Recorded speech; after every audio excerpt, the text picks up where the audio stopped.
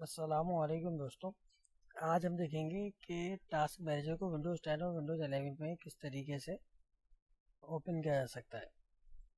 तो first of all देखते हैं जो इसका पहला तरीका है वो है, यहाँ से आप जाएंगे स्टार्ट के बटन पर क्लिक करेंगे, यहाँ पर आएगा टास्क मैनेजर, राइट क्लिक करके टास्क मैनेजर। तो इस तरीके से आपका टास्क मैनेजर ओपन हो जाएगा फर्स्ट।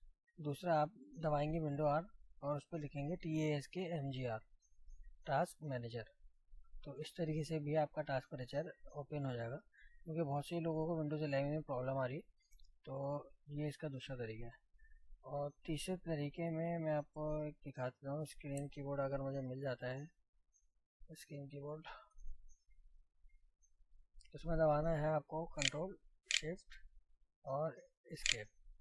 तो ये देखिए, ये टास्क मैनेजर भी ओपन हो गया है। उम्मीद करता हूँ आपको ये पसंद आएगा। मिलते हैं नेक्स्ट वीडियो में।